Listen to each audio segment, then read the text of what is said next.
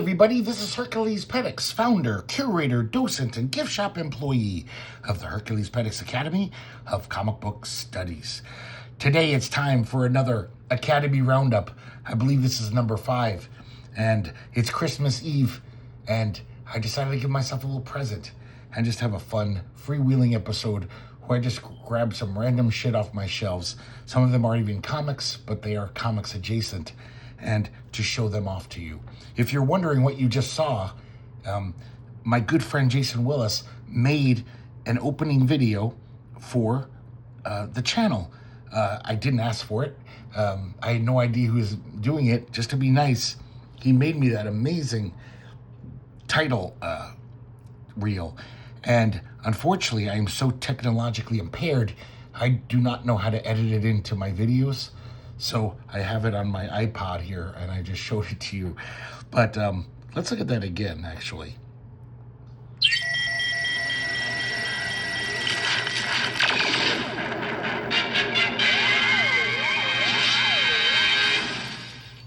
I love that.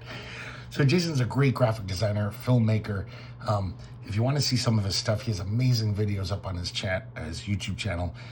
It's just look under Jason Willis, graphic designer. It should just come up. I don't have the exact address, but it should come up whenever you punch it up. So that was really nice of him to do. Unfortunately, I'm such a dummy. This is why you've never seen it before, because it would just be a pain in the ass to set up my iPad and do all this shit every time I do a video, since I pretty much put them out every day, and I'm lazy. So let's get rid of that. And I wanted to start off with something. I've been feeling very nostalgic the past week or two, and maybe because it's Christmas time, and I forgot about these books. God, when these books came out in 77, 78, and 79, this was such gold for me. Remember, back then, the only reprints you could find of early great comics were pretty haphazard. And hold on a second, I have to zoom out. Oh, that should be okay. Were haphazard reprints. Sometimes Marvel had some reprint titles. They just jump all around. And, I could never afford these early comics, so I was really hungering for a nice comprehensive reprinting of all these comics so I could read them all in order. Like when you're a superhero comics fan, you want to read them all. And they all continue, so you want to read them in order. This is the first time where the pocketbooks put out these little paperbacks. As you can see, they're typical paperbacks, and just reprinting each one 6 issues from the first 18 issues of The Amazing Spider-Man. And more importantly, they did it in color. So these were such a treasure trove when I was a kid. I just read these over and over. I couldn't believe how awesome these were. And John Romita does all the covers, and I'll just give you a little taste of them. You've all seen these comics before, probably. We have prologues and afterwards by Stan Lee. The first one reprints all the covers. Unfortunately, the second and third don't, which is, I don't know why. But as you can see, it's all from Amazing Fantasy 15 and Spider-Man 1 through 6. The whole story. I could finally read it all and find out everything about Peter Parker. The artwork was pretty simple, so I think it looks okay, this small. If it was someone like Jeff Darrow or someone, it would be terrible. But I think it works okay that it's this tiny. And, it's just all the Spider-Man stuff. And this was there was no other way to get this stuff back then. They never reprinted this stuff in order. And here's the second issue, just more of the same. Another Romita cover, and this one too. Now, for 2 to 3 years, Pocketbooks did many of these books. They did a Fantastic Four one. They even did Conan the Barbarian, but unfortunately that one they chopped up because I guess Barry Windsor Smith's art didn't look too good when you shrunk it down. But they had all the Silver Age Captain Americas. They had Hulk. They had Doctor Strange. Over the years, I sold most of them once I got like a Doctor Strange omnibus or something, or the Marvel Masterpieces. So I figured, okay, I don't need these anymore. But these Spider-Mans were so beloved by me, even though I do own the omnibus of all of Ditko's issues, I had to keep them. And I probably will keep them forever. And there is something about the tiny little format that I just love. It's kind of not a bad way to read these comics. So I just wanted to show those off and love those things. Next, here's something I want to show off just because it's kind of a forgotten thing. Since the internet, this isn't as necessary as it once was. This is the official underground and new wave comics price guide by Jay Kennedy. Jay Kennedy, just in and out of comics and editing for decades. He knew everyone. He was an editor. He did many things in comics. But he decided in 1982 to make a price guide similar to like the Overstreet Comics price guide, which never had underground comics in them for some reason. And so he decided to make this, but really he wanted to just make something that celebrated the history of underground comics, more of a checklist. But he also realized if he turned it into a price guide, it could sell more. Now, you can find this book very cheap in used bookstores because it's an outdated price guide, and even some of the information might be outdated. But it has a lot of great things about it that are timeless. For example, this Bill Griffith cover, which I don't know has ever been reprinted, that he got for this book. Really nice zippy cover where he's looking at all these total underground comics fanboys. They actually have their own logo, the Fanboys of America. It's a pretty hefty little book, and it really does look just like an Overstreet Comics price guide. It looks very official. At the title page, this was published by Boatner Books. Little note from the author, contents, and Jay Kennedy provides a foreword. Now, here's the reason why this is worth owning to this day. We get all these great articles in the beginning, and we start off with comics, not comics. The first one with the next. This is just a great little history of underground comics. Also just the comic industry and how it worked and how underground comics were a reaction to that. So I'm sure, you could find this easily on the internet now, something about Wikipedia, the history of underground comics. But in 1982, this was really great. I was just getting into undergrounds at the time. So this book, I probably didn't buy it in 82. I think I was an older teenager when I finally found this. But man, this was a Bible for me. Jay Lynch supplies a nice little, another history of underground comics from his point of view. He was the founder of Bijou Publishing, one of the earliest underground cartoonists. Talks about being a comics fan as a kid, loving Mad NEC, making his own fanzines when he was a young teenager. And when Zap #1 came around, he decided to get in on the underground comics business. I think this is a new illustration of a self-portrait of himself he did for this as well. This is called The First Amendment Was Easier Then.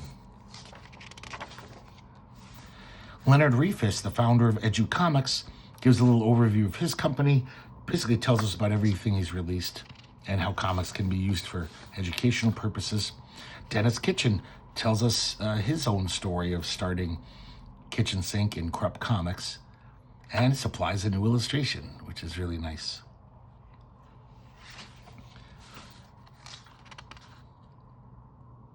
This is a really good article, really interesting. And then this kind of weird, they got Joe Schenkman, who's not like a beloved underground cartoonist or well-known. I love his stuff. He's great. He did a lot of stuff in like National Lampoon. But I do have a handful of undergrounds where he contributes to. This is called Rat Roots, and it's his personal recollection, similar to the other ones about, growing up reading comics, but it's about him working on this underground newspaper in New York City called Rat. And he's got all these colorful stories. New York City was all gnarly at the time. He ended up working with like P.J. O'Rourke, Kim Deitch. All these great underground cartoonists worked on the paper as well. Spain, Trina Robbins. And so it's kind of interesting. I didn't know any of this stuff. I never even heard of Rat. S. Clay Wilson provides a one-page kind of bio. Talks about his contribution to Zap, the early Zaps. Woman's Underground Comics by Chin Lively and Joyce Farmer.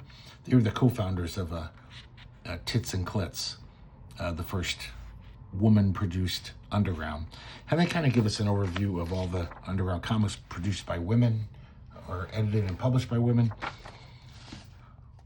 And then Don Donahue, the guy who published the first few Zaps, Apex Novelties, he tells us his story, how he started publishing undergrounds, how he met our Crumb.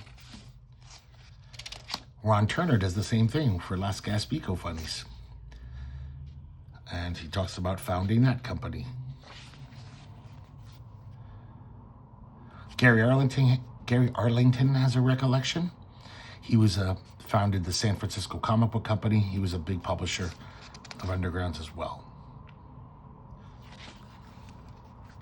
And then this is interesting, because this is a lot harder to find even on the internet. There's lots of stuff about underground comics, but the new wave comics of the 70s and 80s, those were like basically mini comics, the things that probably some of you guys have made when you were a teenager or in your 20s.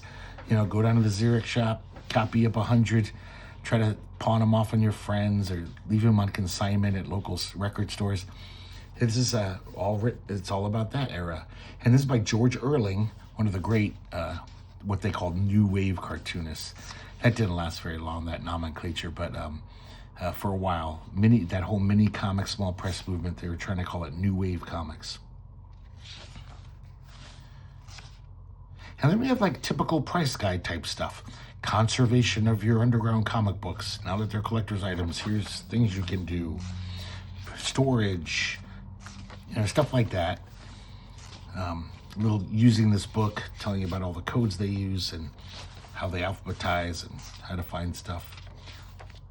Collecting comics, pricing comics, very typical stuff. Grading comics is the same as normal comics. And a glossary. And now we see the listings. Now, guys, remember, this is 1982, way before the internet. This book was priceless if you were into underground comics. There was so much information in here, things I had no idea. I'd never heard or seen probably 95% of these comics listed. And as you can see, unfortunately, though, it has this horrible typewritten font, this small print. It's very unattractive looking, these pages, but they do have lots of reproduced art, which is nice. The really good thing about this is it has new wave comics, if you will. So the underground, you can find those listed on Amazon and stuff, but like even mini comics are in here. Just little mini comics that some kid in Iowa made 100 copies of. If they got their hands on it, they'll put it in the price guide. I still don't understand why, till this day, the Overstreet Comic Book Price Guide doesn't have independent or underground comics. It's kind of weird and stupid. So I guess that's why he made this in the first place, to fill that hole, that need. So it's just pretty much like this, as you get the idea. But I did want to show off, there's a nice color section. And God, man, I used to just flip through this all the time and just look at all these comics and be like, I'll never get that comic. That looks so cool. I have gotten quite a few of these over the years, and I do gotta say, though, that there's still so many I never even heard of. That's like my main focus of my collecting is underground comics. And I'm still just so ignorant. There's still so many of these I never heard of, never even seen. So many I need to get. There's Googie Wowmer, our good friend. Yeah, these are great. I just recently bought that one. I was like, when I was a kid, I'd be like, I'm never gonna see that. Well, I wasn't a little kid, but I'd be like, I'll never find that. I'll never own that.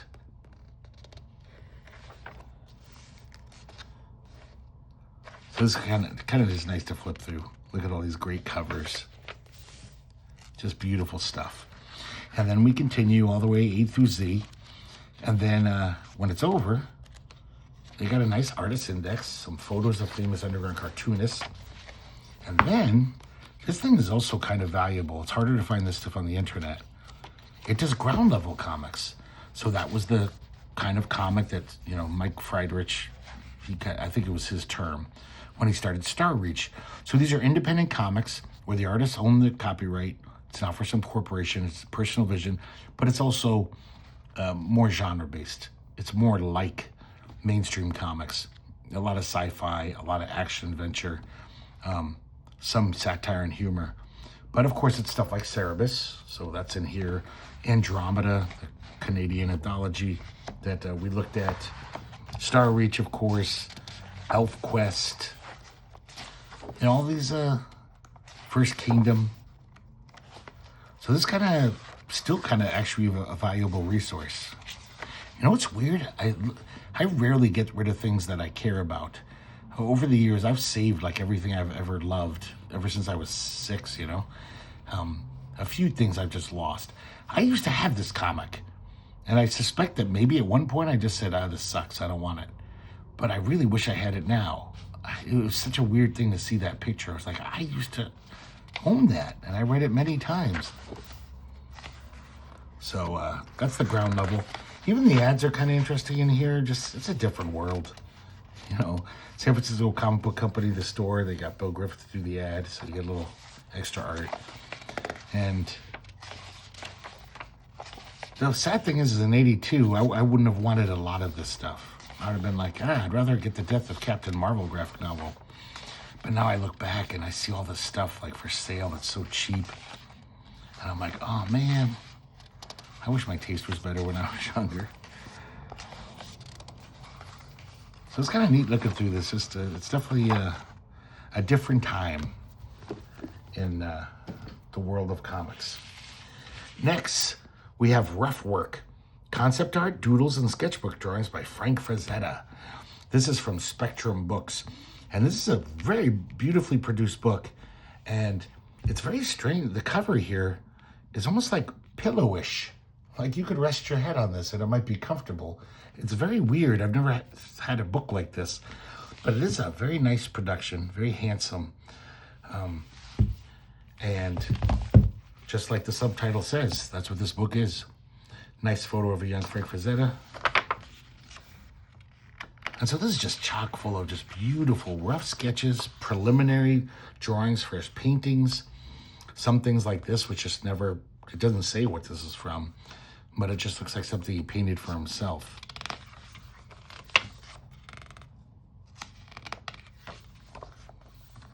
So it's interesting to see these very familiar paintings. Like I grew up flipping through those Ballantine Frazetta books almost every other day. Sometimes my friends would come over and would just pour over them for like an hour. And so I know the paintings, like they just stick in my head. And it's interesting how a lot of the preliminary paintings, sketches for the paintings, they're pretty much the painting, just rough. I mean, he pretty much worked it out in the rough and then just, painted it nicer. We have an introduction here, which is just a nice, biography of Frazetta, talking about his art. I really like that they have some of this early stuff too, like before he was even probably painting. They have his sketchbooks going way back when he was just a comic book artist. Here's a reproduction of them. It's the actual sketchbook we can see.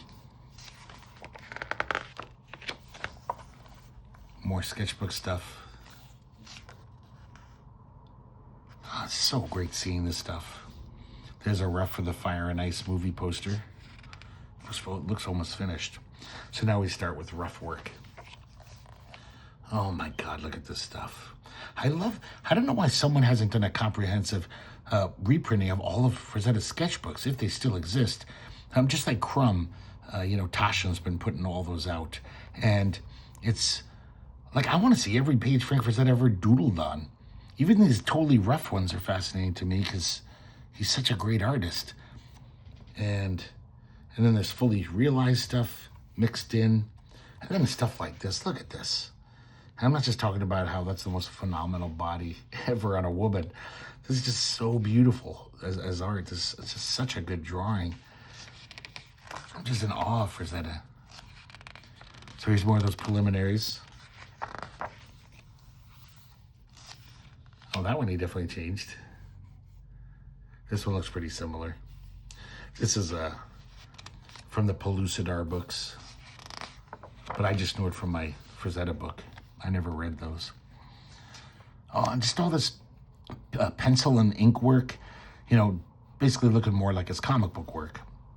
Just love this stuff. I almost wish there was like Frazetta could have lived 2 lifetimes. One where he just did comics his whole career, cranked out these beautiful, gorgeous comics.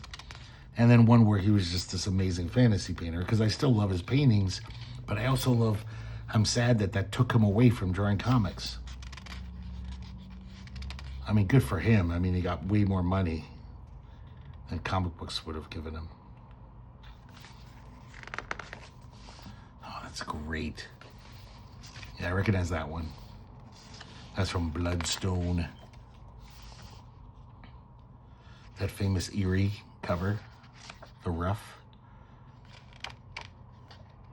You can see he changed it some. There's a lot of erotic in his sketchbooks. I suspect that Frank Frazetta drew for himself, if you will.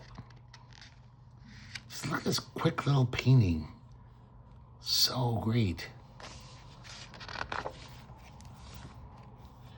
Some of his earlier stuff.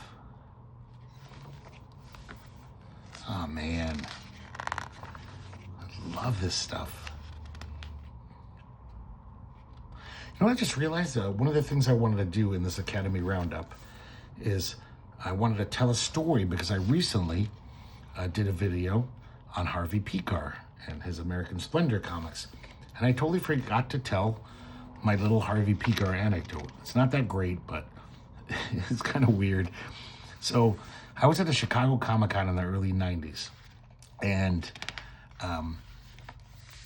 I saw Harvey Pekar, and he was sitting, nobody was around him, and he was just sitting there, and he didn't look good.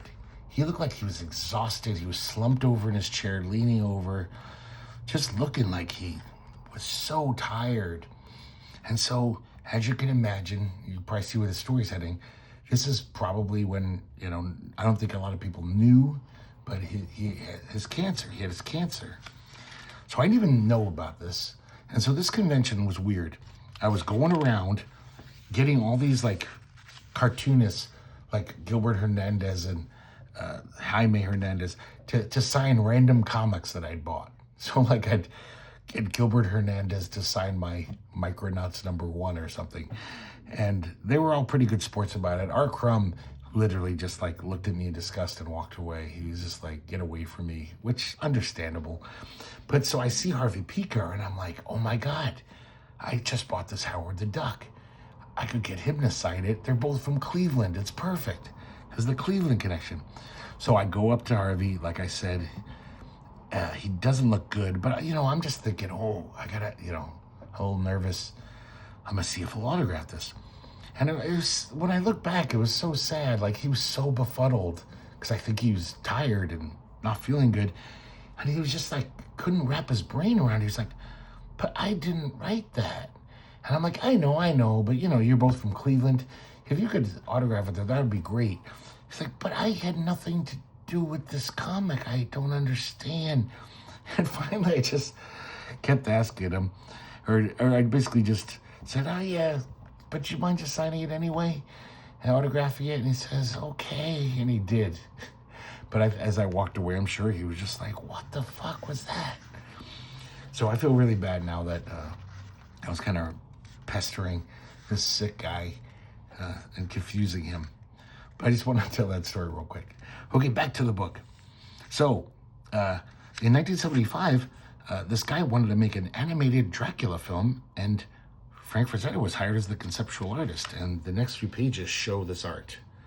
This is some really gorgeous stuff. This is interesting. Here, it's very like, just kind of like clean line, just very slick looking for Frazetta. Because I think it's like a model sheet, so the animators could draw. But then there's beautiful paintings like this. Here's another one of those. This looks more like his comic work, because, you know, it's pen and ink. And look at this painting. beautiful. I'm so glad they found this stuff. Now we're back to the roughs. Here's a Tarzan. God, he's so good at drawing animals. Even this little rough of the lion is just perfect.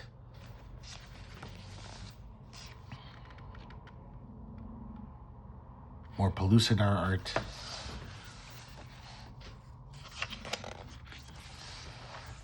More stuff from the sketchbook.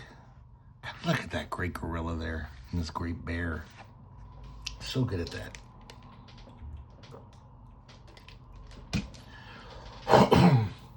Excuse me, guys.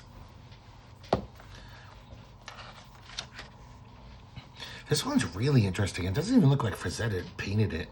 It's like very loose, a little more expressive. It's, or maybe even impressionistic. It's really interesting. I love that one.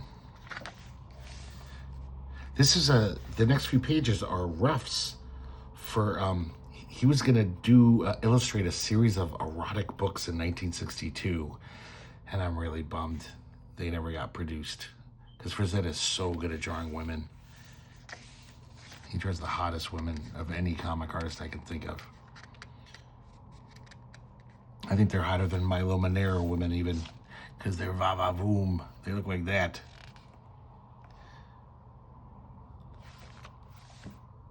God, look at that. This one's really weird though. I think that's why he didn't finish it, because he was like, the head's too small or something.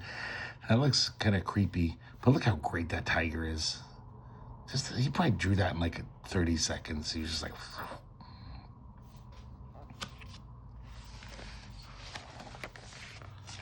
He draws this woman thick. God, I love this one where you can see the actual paint. I think it's watercolor. The colors there are amazing. More of this stuff.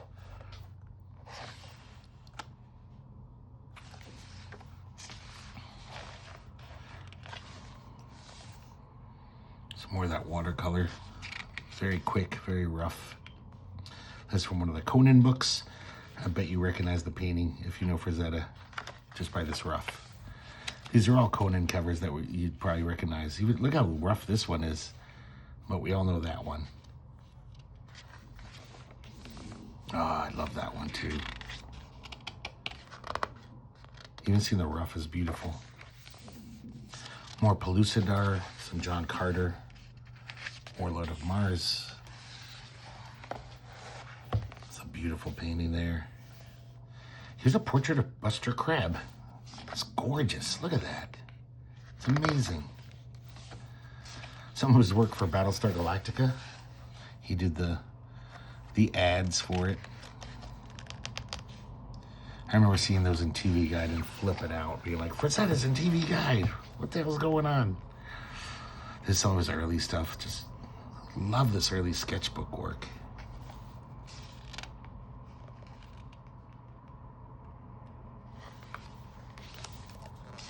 John Carter again. This one's really interesting. I don't know this finished painting, or at least it doesn't look familiar. It's kind of interesting, all this negative space here.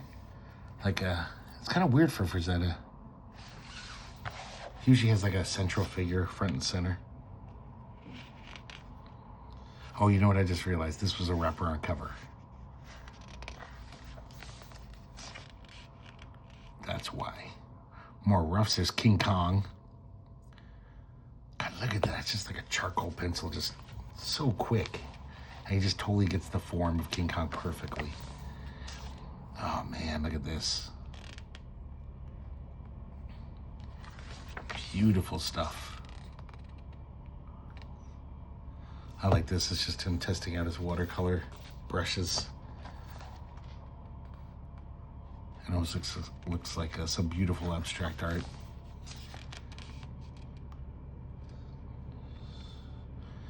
This is cover for Veronica #3.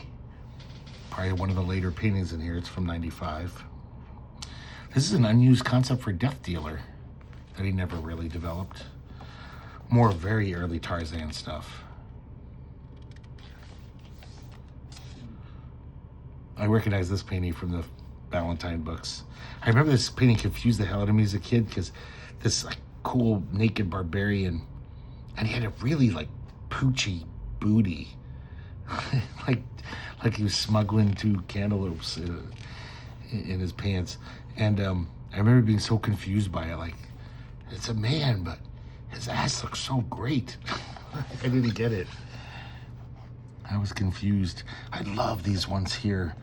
This, using a red pencil, I think. Just really nice. Incredible artwork. There, that's more Pellucidar stuff. Oh yeah, this is John Carter. I remember this one. It's so interesting seeing these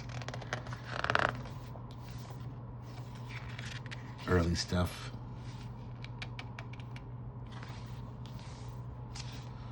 Oh, I totally recognize that. I think that was Molly Hatchet's second album.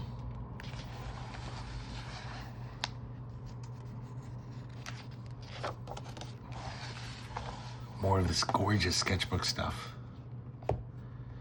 He's just working out all this anatomy and positions, body language. So good.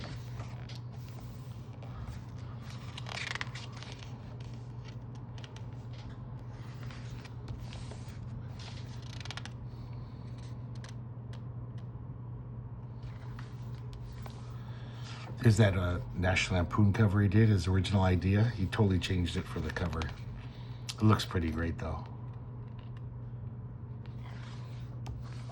I just realized, I hope you can see everything.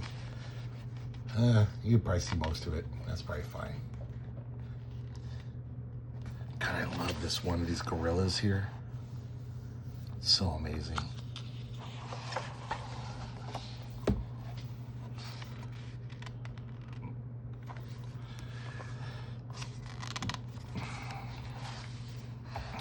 Beautiful. I like how you can see the textured paper.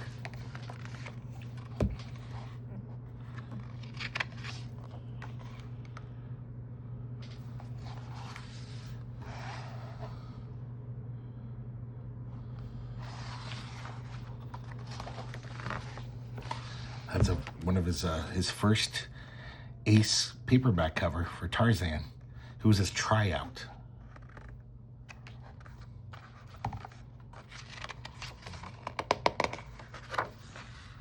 And there's an ad for the Frank Frazetta Museum. And that's it for this book. I don't know where I got this book. I can't remember. I think maybe somebody gave it to me for a present. But I love it. It's really good stuff. So another recent episode, we looked at an anthology horror comic that reprinted a lot of Stephen Bissett comics that were originally published in this magazine, Weird World. I kind of showed you one cover, but I didn't really look at them. And I figured I kind of want to show these off because I'm feeling nostalgic. And this was a very beloved magazine for me when I was a little kid. It was one of those things you could get through Scholastic. You'd give the teacher your money, and then, like, I don't know, 2 weeks later or a month later, you'd get the book packet would come in. She'd distribute all the books. Most of them were crap, like lots of athlete biographies, because that's all some illiterate kids wanted to read if they had to do a book report. But I was already a huge comic fan, and there wasn't much there for me, and even sci-fi or fantasy. But this magazine was started by Bob Stein, and I believe it was also his wife at the time. Started it too. I think her name was Jane. Yes.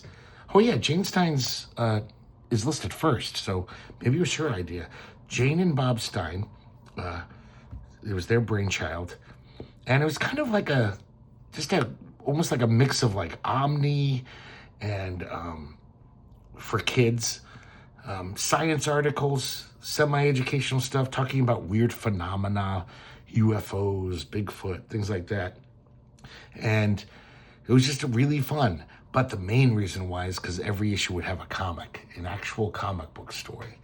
And we shall look at them soon. So here's this cover. Here's the contents page. And once again, before the internet, stuff like this was really valuable. A weird guide to horror movies on TV, creature features. And, I would write down, look at my TV guide every week. Oh, maybe that movie's going to play that they said was good, that was scary. This stuff was really valuable.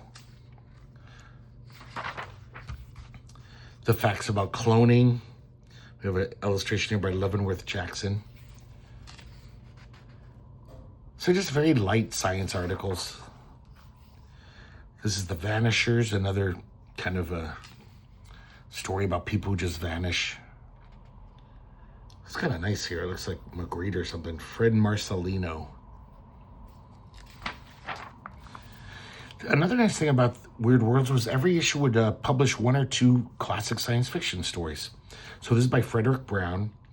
And this artist is kind of interesting. Chris Spallin, just because this looks like he was influenced by Basil Wolverton. This nice science fiction goofy drawing here. Kind of weird. Article about Superman throughout the decades. Article about numerology.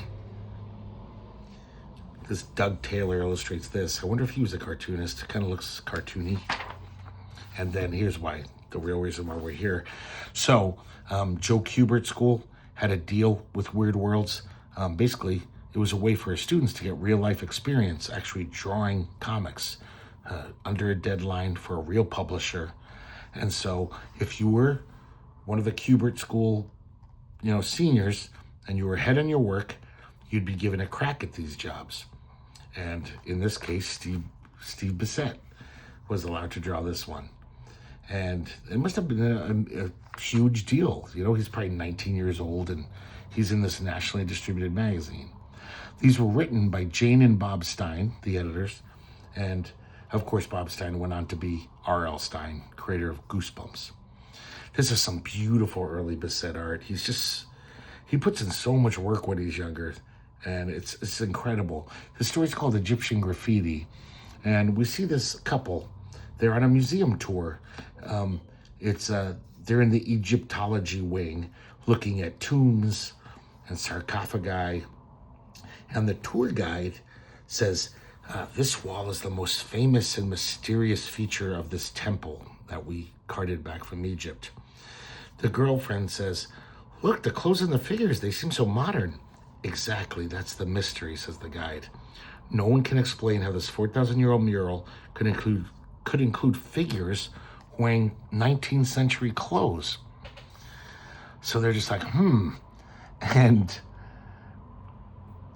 they're so gripped by the mystery of this wall that they don't even notice that the group has kind of walked away. So they're all alone there. And then they hear a sound, and we see a coffin opening, and this bandage-wrapped hand opening the coffin.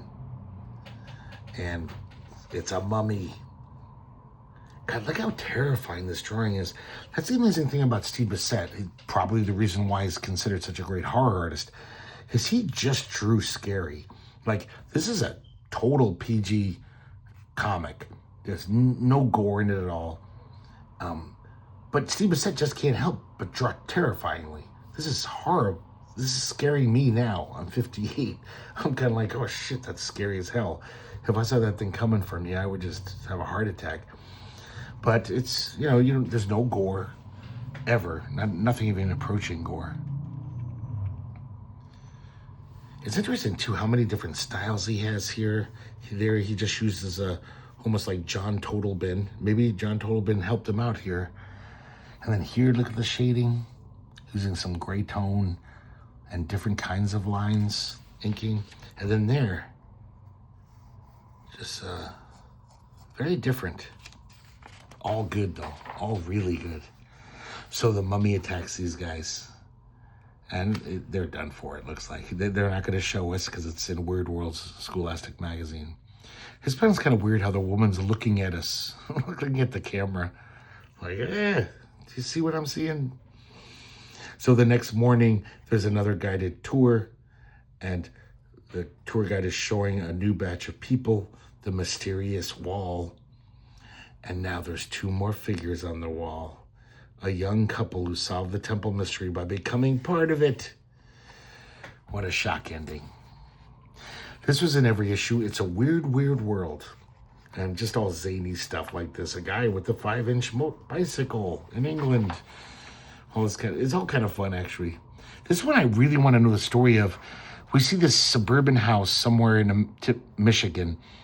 And the parents are just relaxing. And then we see all this stuff here. That's $35,000 worth of electronics equipment. 7 days a week, this guy, the son of these two, he checks 8 TV screens and multiple scanners searching for UFOs. There's got to be a documentary about that guy. That seems like a crazy story. Or, well, he seems like a crazy person. But interesting stuff. This was also in every issue, True UFO Encounters. And kind of nice drawing here by Susan Stillman. UFOs were very big in the 70s. Exclusive preview of Empire Strikes Back. See, this is why I love this magazine.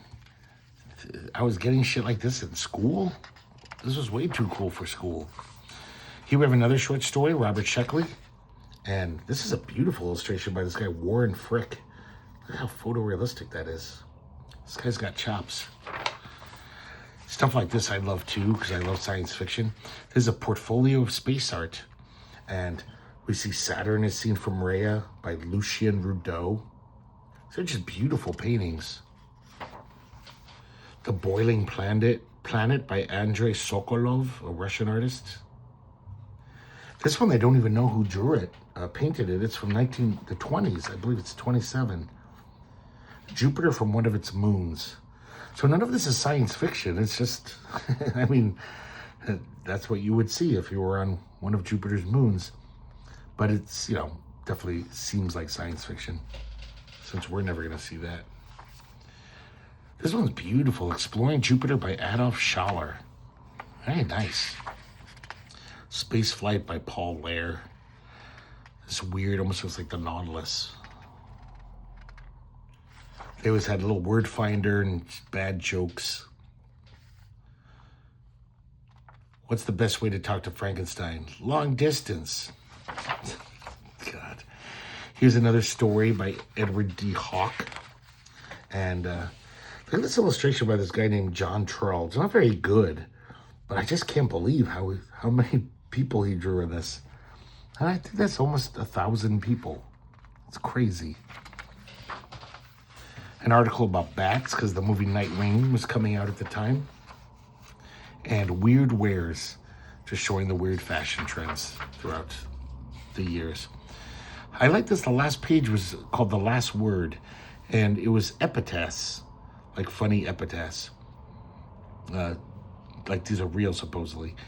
Underneath this pile of stones lies all that's left of Sally Jones. Her name was Briggs. It was not Jones, but Jones was used to rhyme with stones. It's so weird and silly. I like it. They also reprinted Charles Addams cartoons from the New Yorker. Okay, now that was number 2. I don't know if I mentioned that. Now we got number 4. Guys, I was thrilled when this came back from the Scholastic, because covers by Joe Kubert. I knew who Joe Kubert was when I was, 12 or whatever I was. Yes, 12, I guess. And I was just like, what? And it even says horror comic inside. I was so happy that day. Really nice cover. This is the flap for the poster. That's you get a bonus poster this issue. Contents page. An article about zombies before zombies were cool. It's mostly those old school zombies, like the voodoo ones. They reprint A Shoe by Jeff McNally because it kind of is a joke about science fiction and science fiction fans. Kind of funny. A story by Henry Slezar, illustrated by Leonard Cadiente. It's weird. I don't know if you guys saw the Hot Stuff video I did maybe a few weeks back. This looks so much like Bill Maher, that guy. Not the comedian, the cartoonist from Hot Stuff. It has some very similar feel to it. Though Bill Maher stuff is way weirder. He draws weirder stuff. There's a portfolio of the art for The Black Hole, that Disney movie. It's a guy, Peter Ellenshaw. These are all pretty nice. They're, you know, if you like sci-fi art.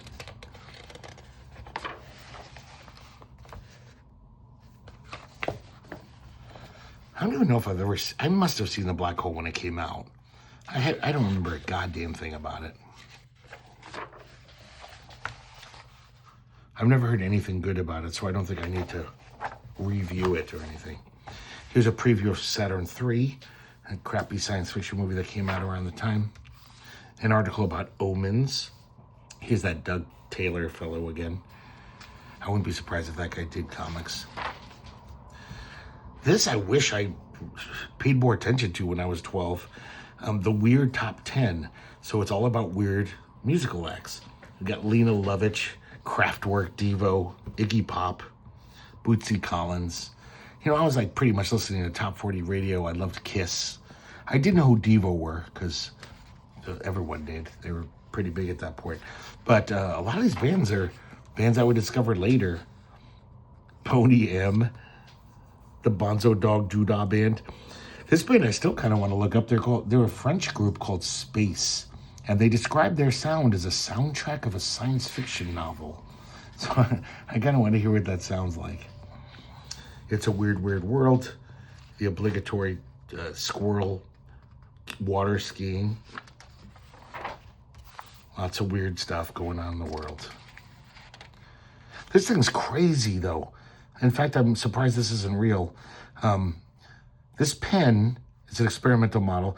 Contains a tiny computer that's voice operated. Tell the pen what you want to write, and the ball containing the letters rotates and prints it. The only writer's cramp you'll get is from lifting the pen. It seems crazy, but it does seem like it's doable, especially now. The Outsider, a classic hardtail by H.P. Lovecraft, illustrated by Sandra Gerlich.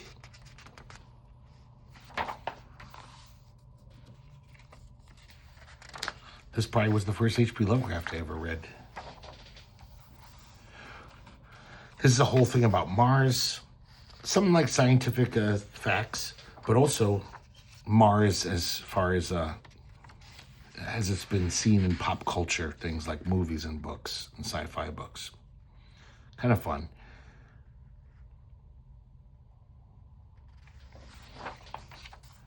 True UFO Encounters. This time we got this guy, Nicholas Gamarello, illustrating it. A story by John Collier, illustrated by Liam Roberts. But here's why we're really here. So this says, you know, once again, text by Jane Stein and Bob Stein. Art by the Joe Kubert School. But I'm pretty sure this is mostly Joe Kubert. This looks really like Joe Kubert, but it does look like maybe there was inkers helping out. Background artist. This is called Change Partners and Die With Me. So it's New Year's Eve. We see a woman at this ballroom thing. And this guy comes up and says, "May I dance with you?" She thinks to herself, "I probably shouldn't, but he's so attractive." He won't give her his name, but all through the evening, he stays by her side, and she feels drawn to him, but also frightened. And so her thoughts, we realize something's going on with her. She says, "Why won't he tell me his name? Maybe this time it will be different. I wish he could hold me like this forever. I think I may be falling in love." So he says, "Laurel," that's her name, "Laurel, it's getting late. I'll take you home." As soon as he gets in the car and starts driving like a maniac. He passes the road where she told him to turn down. And he's not even listening to her, and he's driving faster and faster, and finally they hit a tree. God, that panel is really powerful, that car crash. So luckily, Laurel is thrown from the car. She crawls over to the guy, and she says, "Oh my God, you're alive, thank God. I thought I lost you forever." He says, "No, I'm not alive. Follow me." And so he tells him that 50 years ago, on that very night, New Year's, he was killed in a car crash. So he's doomed to repeat that awful crash every night. But now, Laurel will accompany him, and he won't be so lonely in his dark, cold grave. So he says, "No, no." And then we see the shadow of an imposing figure. It's Dracula. He says, "Come, Laurel, it's almost dawn." "Yes, master, I'm coming." And she tells him, "I can't follow you because I am too one of the undead." But she does have a tear in her eye. She really did seem to have some kind of connection with this guy. And then they fly off like bats. That's it. More jokes, more word finder, more epitaphs. Here's that poster, which I've never opened up. It could be really cool for all I know, but I'm not going to do it tonight. I probably never will do it. I want it to be pristine mint condition so I can sell it for $1 million. I don't think anyone gives a shit about these or even remembers them. Look at this, like pre-computer days where, wow, you really had to just cut out this photo with a scissor and you didn't do a very good job. This is like when I used to make fanzines, you know? Contents page. Once again, an article that I was too young to appreciate. Cult movies. Talking about Rocky Horror, Texas Chainsaw Massacre, Freaks. And now we have Horror with Reservations. Once again, Jane and Bob Stein write, Steve Bissette draws. This is beautiful stuff. It's that scratchy Steve Bissette style that he really mastered. And it's just so perfect for horror. So the story begins with this married couple. They arrive at this dark, rotting mansion. It's like something out of a horror movie. It's called The Dun in Disco on Friday. So it's a horrible storm. This guy opens the door. It looks like fucking half zombie or something. And he says, "Come in." He summons some Igor-looking guy to carry their luggage up to their room. It's weird because the story looks, Steve Bissette drawing it, so it just looks horrifying. Everything looks scary in this. But then there's all this like Bill Elder chicken fat, ring for doom service, and there's more throughout. There's just little goofy things in the background. God, look at that! Just how scratchy that is, but it looks great. So as they scream, and suddenly this giant vampire bat flies through the hallway. Finally, they get to their room. And when the wife opens the closet door, a dead body falls out. And then we find out, why these guys are putting up with this. She says, "Isn't this place fabulous? It's just as eerie as the travel agent said." The husband says, "What a great concept, a horror lodge hotel.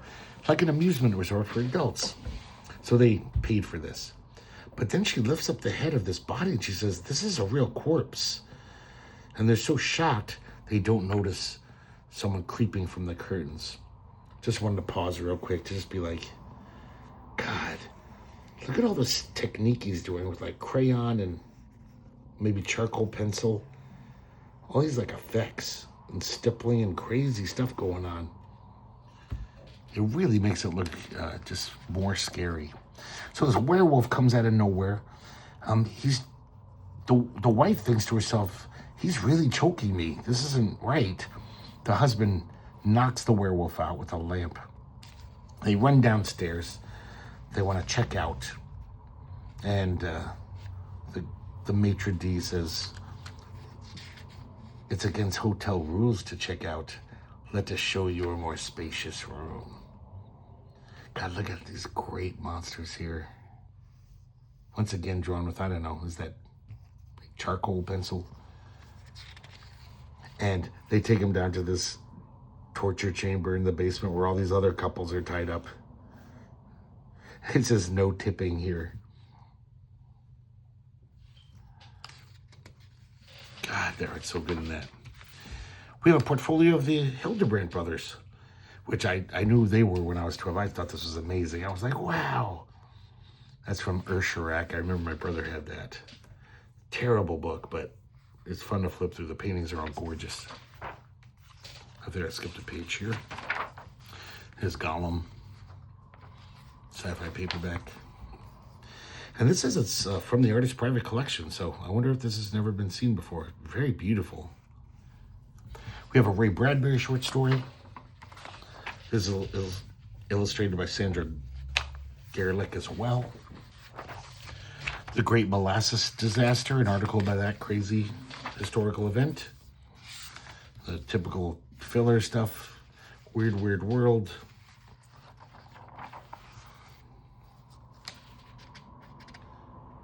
Some of these things, like, I still kind of like these kind of things, but way before before the internet, this stuff was really fun. Like, for example, like, you see crazy stuff on YouTube all the time now, but just seeing this photo of a kid who's actually spinning 100 hula hoops at once. I can't even believe that's possible. I don't. So I want to see a video of this. I'm going to look and see what's the most hula hoops somebody's spun at once.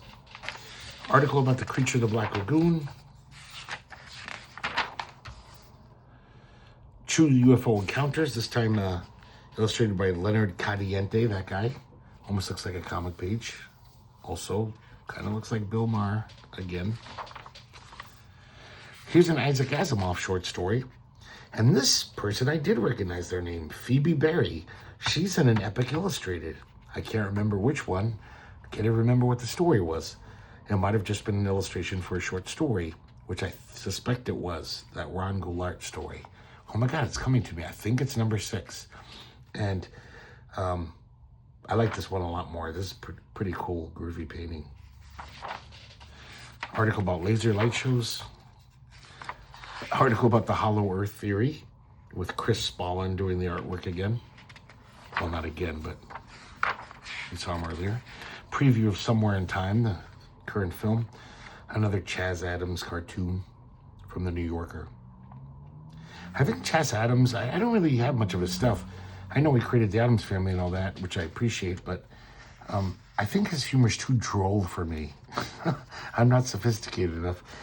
Because none of his comics really, they're all just kind of like, okay, I see what you're going for there. But they're not that funny to me. I do like the way he draws, but yeah, he never did a lot for me. Here's Missy the Psychic Dog, illustrated by John Trull. Weird Wheels, Strange Vehicles. And the last word once again. Here lies one blown out of breath, who lived a merry life and died a merry death. Her name was Meredith. I just kind of like the idea of putting something funny on a tombstone. It makes dying not seem as bad.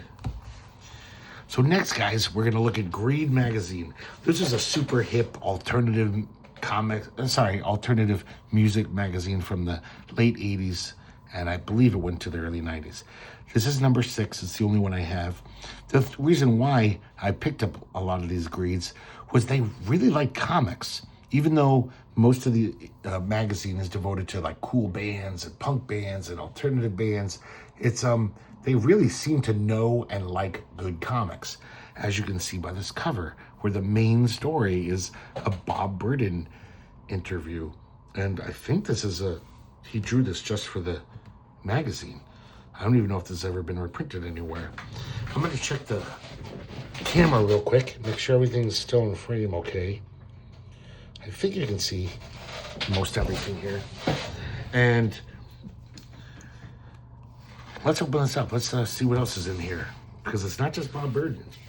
There's a lot of comic-y type stuff in here. So very typical late 80s music magazine. Very hip and edgy. Article about Stephen King. Record reviews.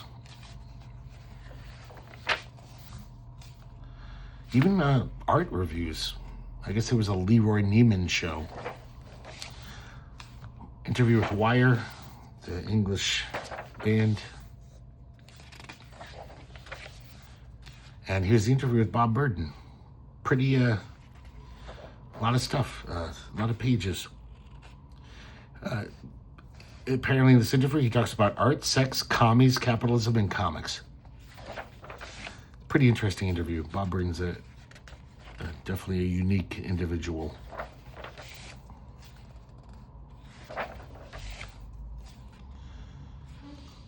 plenty of art. And then we see, this is like one of the first Milk and Cheese comics by Evan Dorkin. And I recently read a whole collection of Milk and Cheese. Archibald Gernsback Institute from Canada sent me one. And though I appreciate the gift, I gotta say, reading them all in order, I really don't like Milk and Cheese anymore.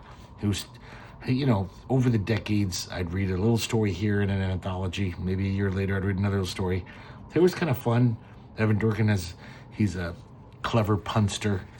He definitely throws in a lot of jokes. And, but, oh yeah, reading them all at once, I was just like, I hate these. And this is the early stuff. And you could tell it's early because even the character designs aren't quite there yet. It's not on model yet.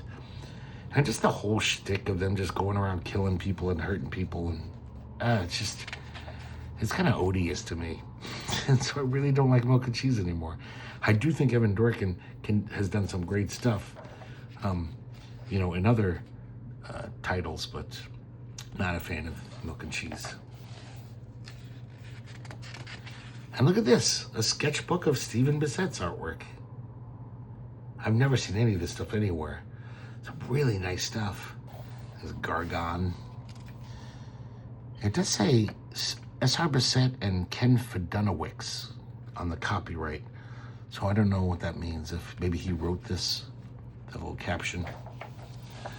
And this one's very weird. It's almost like a political cartoon that Steve Bissett did. In '77, it stated, "The Lying Ventriloquist, or Misery and Joy's Company." Kind of interesting, especially look at these figures here.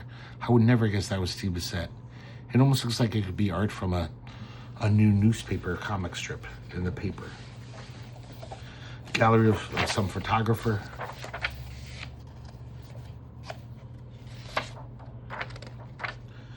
I was getting really nostalgic looking at this, the ads in here. Just like, oh, look, the Pixies just came out. Nobody really knew who they were. Interview with Naked Raygun, Chicago punk band. I really liked them back then. And we actually get a comic by Bob Burnett.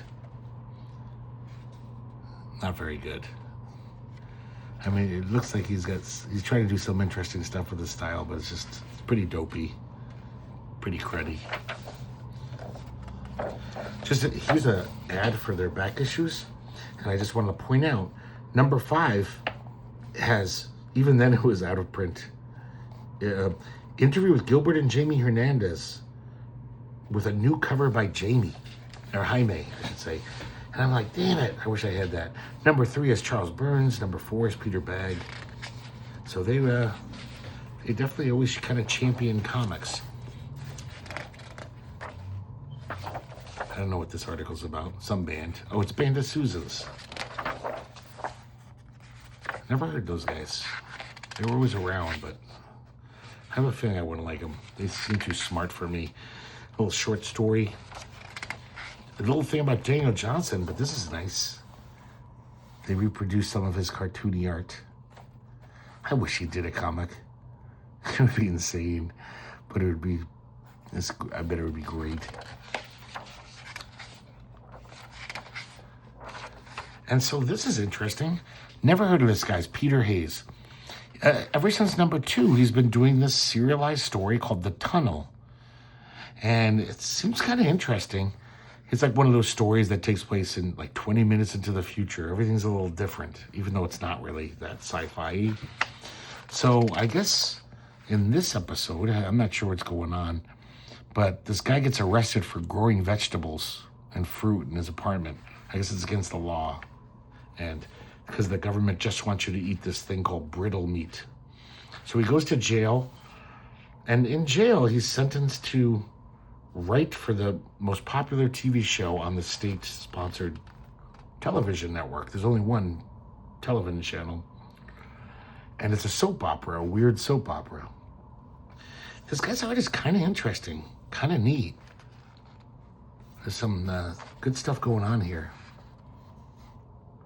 They kind of keep him doped up all the time, but he gets off his meds and he escapes into the world.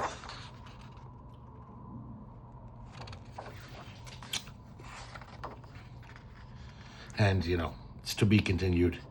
I have no idea what's going to happen. But I wouldn't mind reading more of this. It's kind of interesting. I really doubt this has ever been collected, the tunnel. Never heard of it, except from here. Look, there's even an ad for Fly in My Eye with Bill Sienkiewicz art. That's how much they like comics.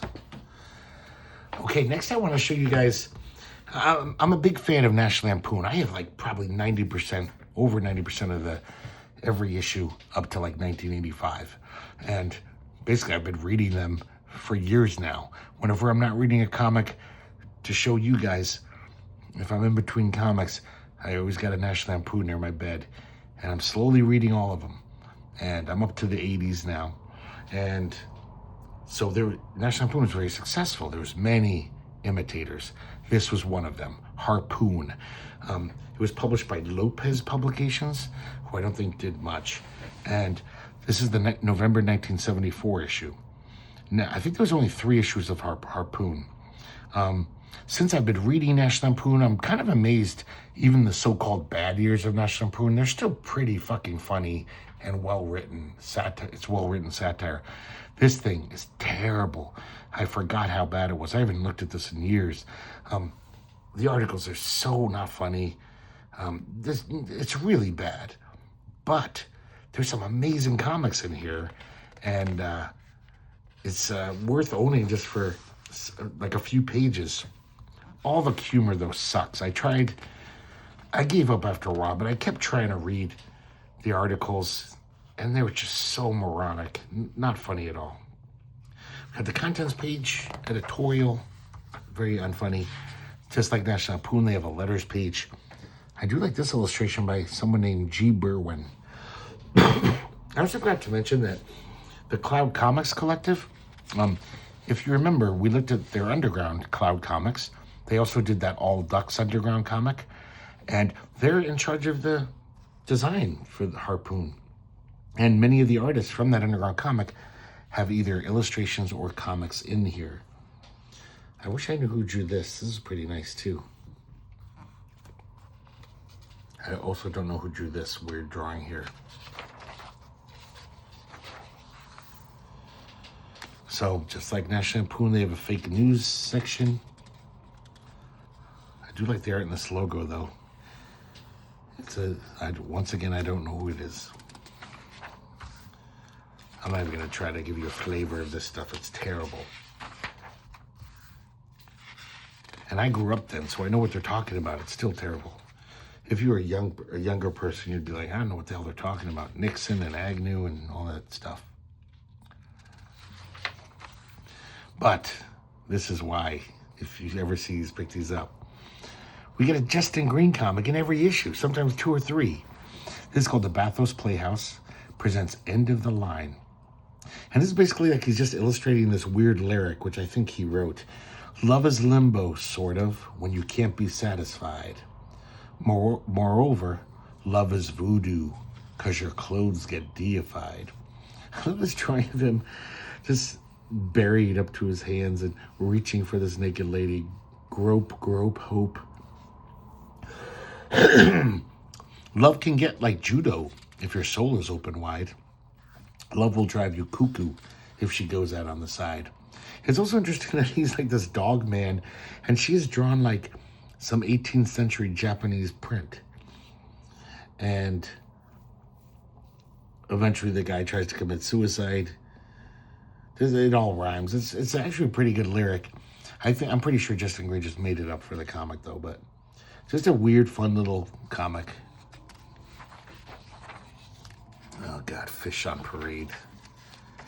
These guys were so unfunny. Oh, Fish are hilarious. So this is one of those Cloud City guys. This is Peter Bramley. And he illustrates this one. Looks kind of like a Mad magazine article.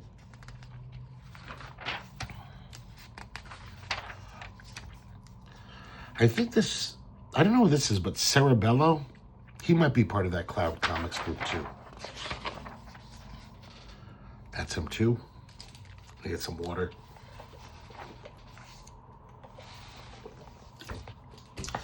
Centerfold, pretty nice art, though I have no idea who it is. looks like one of those men's adventure magazines, what they used to call the sweats back in the 60s. And guys, look at this.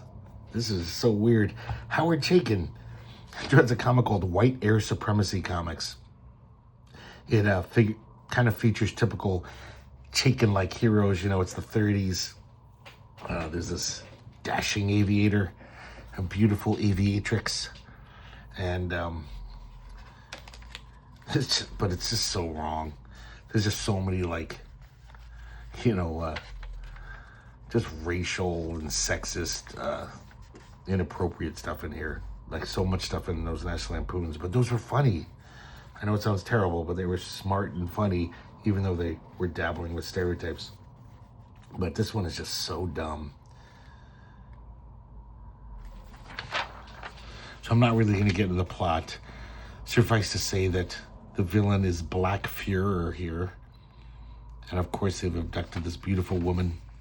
I think it's the aviator's fiance. This is the same era that he's drawing Scorpion for Atlas, Seaboard.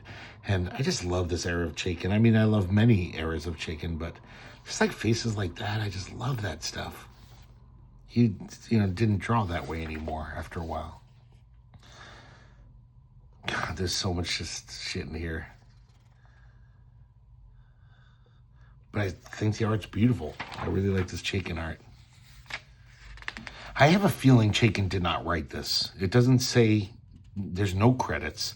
I'm almost positive Chaykin didn't write this because Chaykin has never been this dumb and boneheaded. He probably just did it for the money, you know.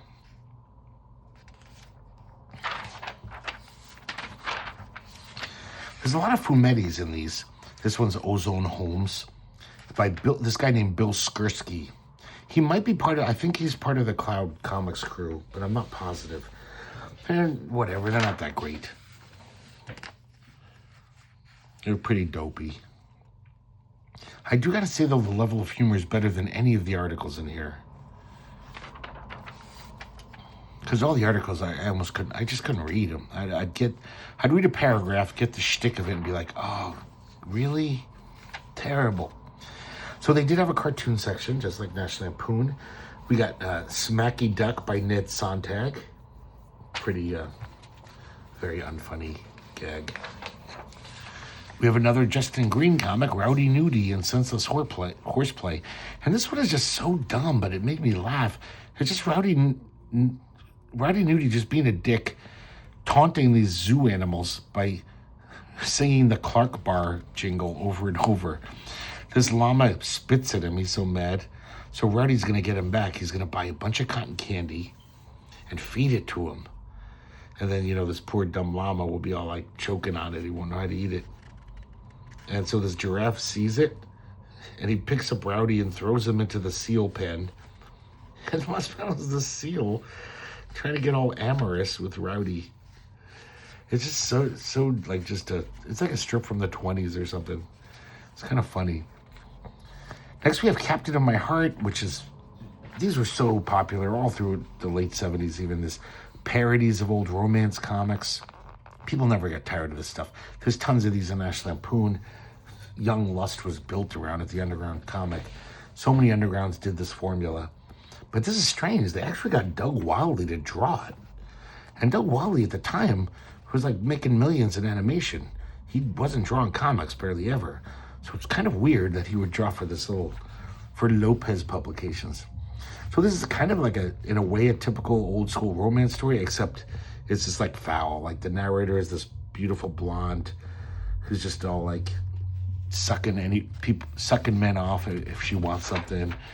And she's just, and like people are saying stuff like, wow, who's that cunt, coach? They're just talking all foul but it's a typical romance type story, She wants this jock guy. He might have venereal disease though. Turns out he doesn't, so she can be with him.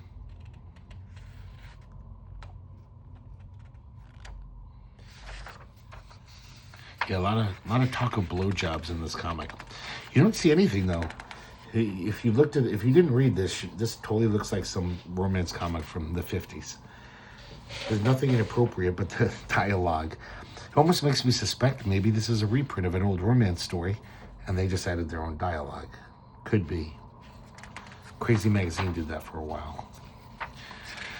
So this is Jerry Lane. He had an underground comic called Middle Class Comics. I think it lasted 2 issues. One of the characters in there was called Frogman. So this is a Frogman story. It's called The Castle of the Pyrenees. So I wonder if this was reprinted from there or if this is a new Frogman story done for it.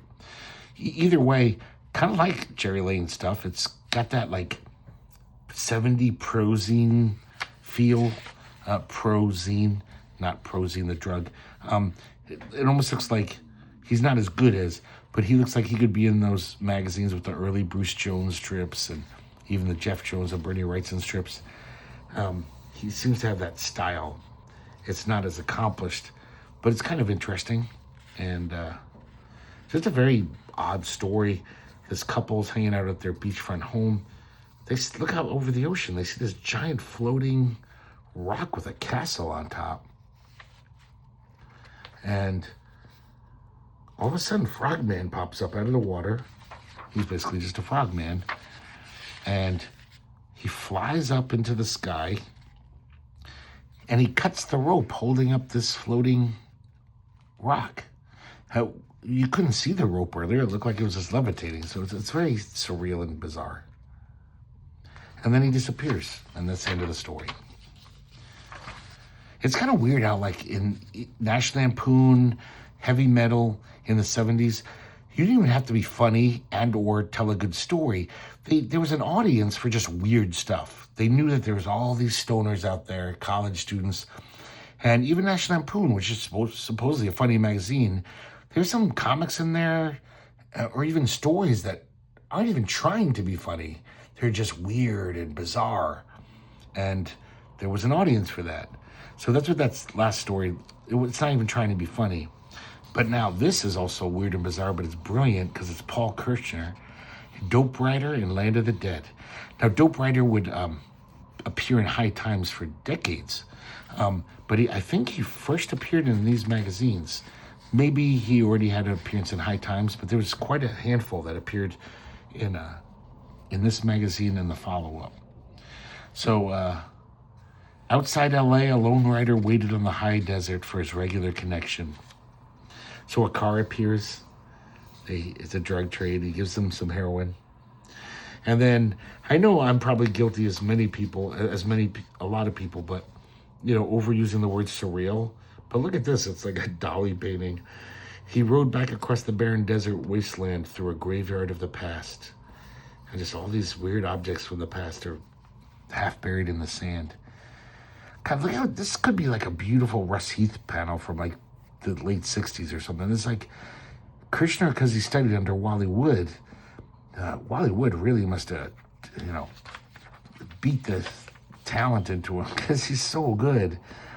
That just looks like this great classic comic art. So Dope Rider approached the whacked out shack he calls home.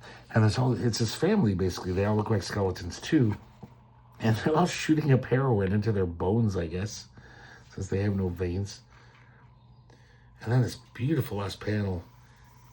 And basically it's just the Dope Rider thinking about how much he loves his horse.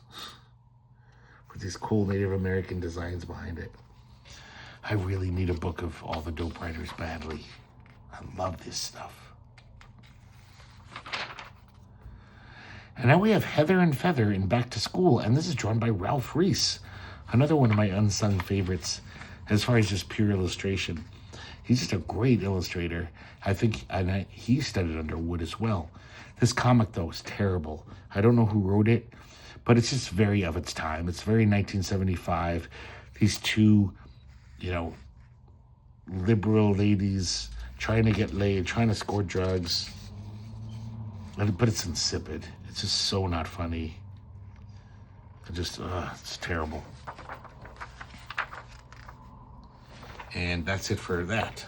So, Harpoon, I guess, got sued or threatened to be sued by the National Lampoon. still think it's completely bogus that a judge ruled in National Lampoon's favor. It's not even like the same word. It just happens. Harpoon rhymes with lampoon. You can't say a magazine can't have a name that rhymes with you. But they won. And Harpoon changed their name to Apple Pie. Still Lopez Publications, see? And I don't know, I was just reading about this on the internet when I was looking at these, and I was just like, that is so fucking lame that they could throw their weight around like that. I would love to talk to that judge and say, how the hell can these guys not name their magazine Harpoon just because there's another humor magazine named National Lampoon? Then again, their whole contents were trying to rip off the National Lampoon, so that might have swung the vote or swung the decision. I don't know who painted this cover. I don't care. It's just, like a bad mag cover. Contents page. There's a lot of great surprises in this one too, if you're a comics fan. This guy, Maurice E. And he has these a few comics in here. I really like his goofy style. I kind of want to read more of his stuff. It's just very cute and typical, like, old school funny comic stylings. But look at this, guys. Terry Austin. This is probably before he ever drew at DC or Marvel. 75. And it's this weird, like, political cartoon that's not even clever or funny. It's almost like this is just something that Terry Austin was going to make for the local newspaper. They didn't want it, so he sold it to Apple Pie magazine. But it still looks great, though. Love Terry Austin. Howard Chaykin draws the ad for Apple Pie using those two characters we saw earlier. Smiling Lester Delgato. And now we have the news section. Still unfunny. And then we get a Frank Lane comic again, The Legend. And this is kind of like one of those, you know, in the 70s, everyone was kind of into the 50s, Happy Days, American Graffiti, all that shit. Even the early 60s, you know, before the hippies came. And so this is about 1965, and it's about the toughest kid in the senior class. And everyone called him The Legend. So our main character here is this guy, Louis.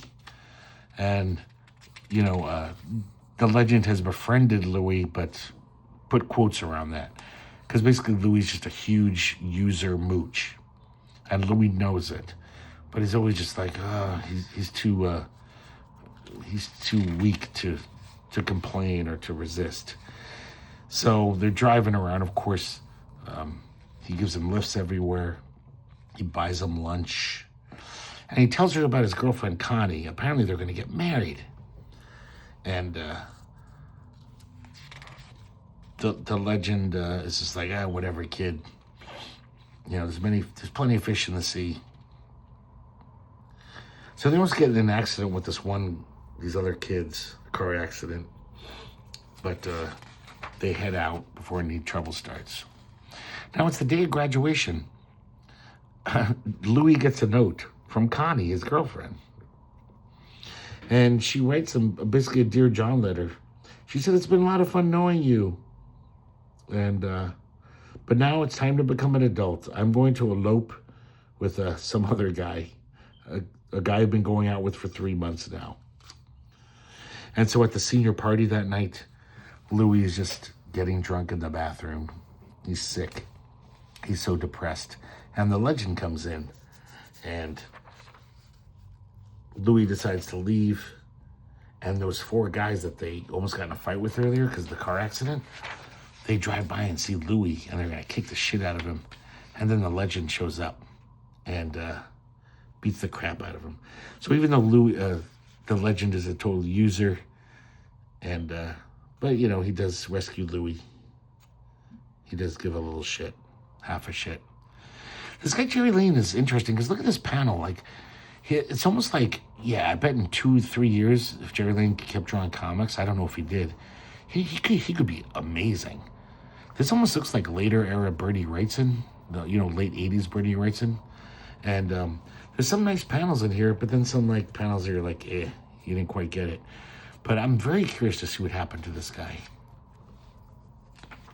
I'm also curious to get those middle class comics undergrounds he did. Here's some more of that Men's Adventure magazine art pastiche. Looks pretty good.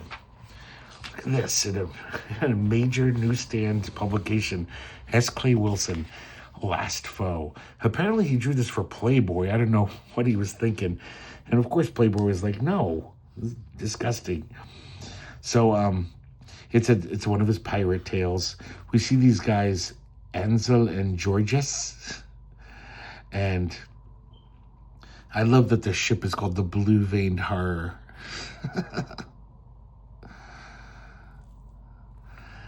And apparently there's this other pirate in this cabin on board. I don't know how they got there and how they don't know who they are. But anyone who tries to go into this cabin is eviscerated and body parts are flying out and blood. So they're just like, we got to get this pirate out of there. And so one of them comes up with the plan. The whole time they're also firing bullets and throwing knives out the cabin. So like killing all the pirates slowly. So they're like, we got to get that goddamn pirate before he kills all of us. So he realizes they've captured a woman in one of their pirate raids. She's very beautiful. And they're going to send her in there to distract this person. And then they'll come in and attack. So they wait a few minutes, and then they run in. And as soon as they run in, they're stabbed and eviscerated. And it turns out that the pirate is this woman pirate, a lady pirate. So it's just really dumb, but very typical S. Clay Wilson. And this is like, he's toned it down. Because he knew it was going to be in Playboy, or he thought it was going to be in Playboy. I wish I knew who drew these little drawings. These look really good. We have another Fumetti here. The O'Tooles and a Penchant for Doom. Now this is by Cloud Studios. And it looks much better than that other guy's Fumetti's. If you remember, if you guys saw the Cloud Comics video, there is a Fumetti in there. And it actually looks like a lot of work was put in. Decent, interesting camera angles for a Fumetti. Adding effects and stuff. So that's what we see here. This is just a really weird comic about this Irish family fighting British Protestant soldiers during the Troubles. For some reason, this American Asian guy comes to visit, and he uses his martial arts skills to fight the British soldiers. It's just all over the place, the story. It's crazy. That looks pretty cool, actually. I don't know, it's kind of interesting.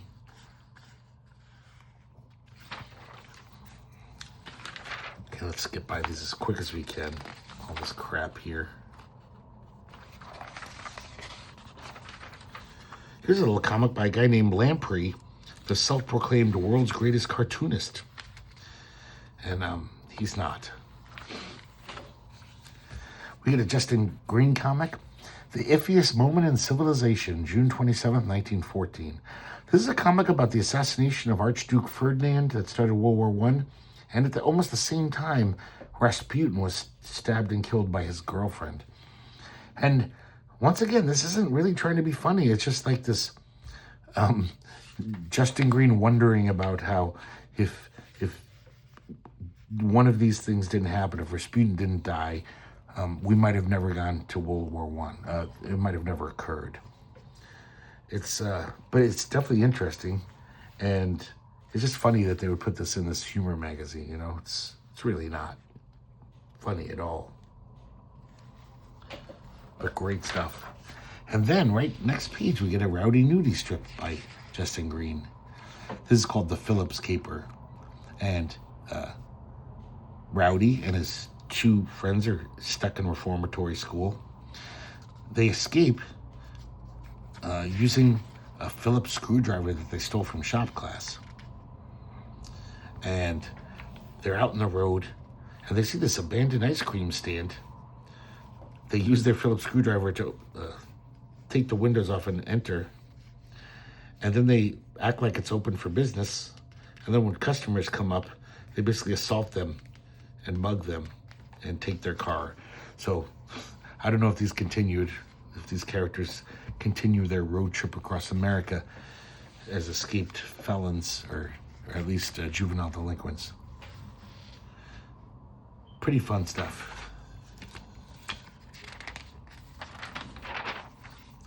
Here's another one of those Bill Skursky fumettis, Murder on the Long Island Express. As you can see, the difference in quality between Cloud Studios fumettis. These aren't staged nearly as well, and I don't know, they just don't look as good. Once again, really weird humor. Very odd. It's kind of a parody of Hercules Poirot. But instead of being on the Orient Express, it's on the Long Island subway. Here's that Maurice E. again. Violence amongst the very rich. And once again, I really like this cartoonie. It looks really fun. For just telling you simple gag stuff, I like it. It's kind of funny. It's an interesting painting. It's by a guy named, Neek, N-E-K-E Carson. It's a very weird painting. I wonder if this guy ever did any comic book type stuff. Kind of sounds familiar, his name. Here's a little Maurice E. panel. And then another great thing, we get Kim Deitch with Genocide. This features Blanche Mycroft, America's most beloved female midget detective. And just like all Kim Deitch stories, this is just great. It's so, nobody can tell a story like him. So she's on the job. She's working for this guy who's basically a pork magnate. He owns all his pig farms. Recently his trucks have been hijacked, so she is gonna be in one of the trucks and apprehend the hijacker. So he does strike the truck, and 5 hours later he's about to open up the back, and Blanche comes out with a shotgun. Unfortunately, a pig jostles her. She trips, and the hijacker gets the jump on her. He takes her inside, and it turns out he's not a bad guy. He's basically been liberating the pigs because he loves pigs. He thinks they're the most misunderstood creatures in the world. They're clean, they're smart, they're not lazy, like everyone says. And all these pigs are just running around, and they're all like just little sweeties. He says they're friendly as pups, and all the pigs are being loving on Blanche, and she's starting to see the light. She's like, yeah, I like these pigs. He's got 2 of them tied to a treadmill so they can churn butter. And then he kind of talks about the horrible treatment of pigs every year in America that they receive. They're not even full grown when they're slaughtered. And he wants to stop this. So he says, I have a better idea. I propose a factory where trained pigs will be the personnel there and run everything. And it's kind of weird that this guy loves pigs, but he basically wants them to be slaves in these factories. I mean, maybe they'll get a salary. I don't know how that works, but it's kind of weird. And so he wins Blanche over. Blanche is all like, I want to help you. How can I get the word out? And then she basically turns to us, the reader, and says, first and foremost, boycott all pork products. Second, don't have children, adopt a pig. And she basically just says, write a letter to your congressperson. Things have got to change. And then we get a beautiful Spain Rodriguez story, Slaughter in Psycho City. Once again, this isn't even trying to be funny. In fact, it's the opposite of funny. It's this dark tale about violence and crime in America. But it's in here, thank God, because, God, I love this art. So apparently, the governor in California in 1974 ordered all the mental hospitals closed. So this ex-patient, Harold Leroy, becomes a serial killer, starts a murder spree. Everyone calls him Purple Slim for some reason. And the cops are trying to find him. And I guess they're getting so desperate, they start harassing average citizens. They're just like, we got to find this guy. Just pull everyone in for questioning. Because of this, the World Solidarity Front, conducts sporadic raids. And because of all of this activity, the cops get even more repressive and more out of hand. They accidentally killed a 73-year-old black man during routine questioning after a school bus is blown up. So everything keeps escalating. Riots break out because of that. And basically everything gets so violent that nobody cares about Purple Slim anymore. There's bigger fish to fry. So he's free to just continue his killings, his murder spree.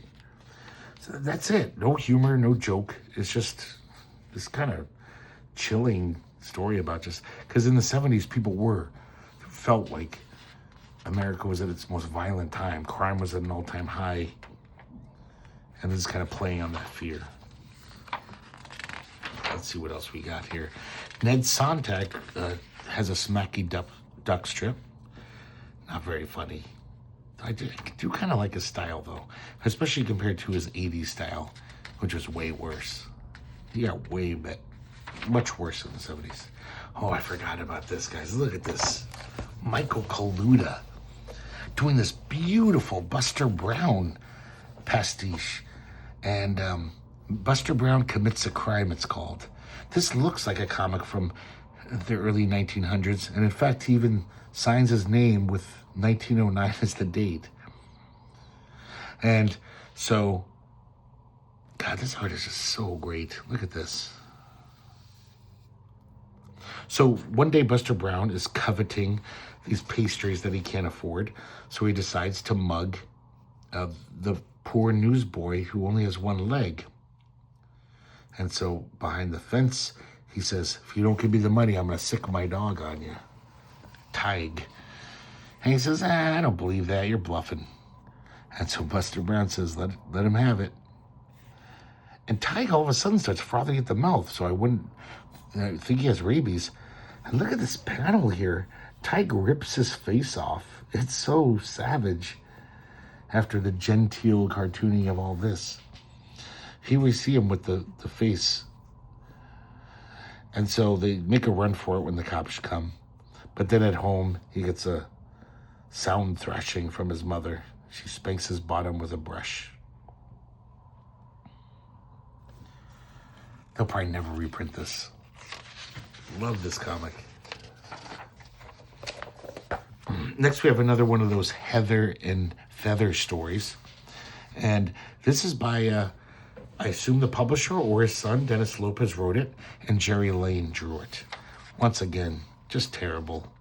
These are really insipid comics. These two female characters, they're very dumb.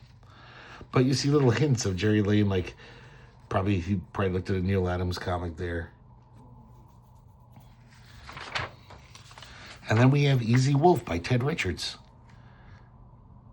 Whatever Happened to Speckle Pig? Once again, this one's so not that funny. I don't even think he's trying to be that funny. The sheriff gets a call. This older couple, their son has disappeared. His name's Speckle Pig because he's got these big freckles on his face. And the sheriff tries to find out what's going on. He ends up finding like a femur, a football made from his face skin. It's got freckles on it. And his uniform on a scarecrow. And he takes it back to the parents who are obviously bereft. And says, sorry, that's all I can do. It's just circumstantial evidence. So weird. But once again, Ted Richards never is that funny, but I always do love his cartooning. It's pretty perfect. And here we have another Jerry Lane comic. This one's called The Night Grocer. It's very weird. We see this young black kid. He looks like he's 13. He robs a store. And so the proprietor, pulls out his gun and shoots the kid right between the eyes. Turns out the kid just had a water pistol. The cop who comes in says, You try to stick up with a squirt gun? And the old man just calmly says, that's youth for you. This is a very weird story, but it's got this dark sense of humor that I kind of like. And once again, it's pretty well drawn. So there you go, guys. Academy Roundup number 5. I hope you enjoyed it. Just showing off a lot of odds and sods from my collection, as I like to do every now and then. And also, I guess it's Merry Christmas Eve. It's December 24th. So I guess I have nothing else to say, except thanks for watching if you did make it through this very long video. And also, I hope to see you next time here at the Herculespetix Academy of Comic Book Studies.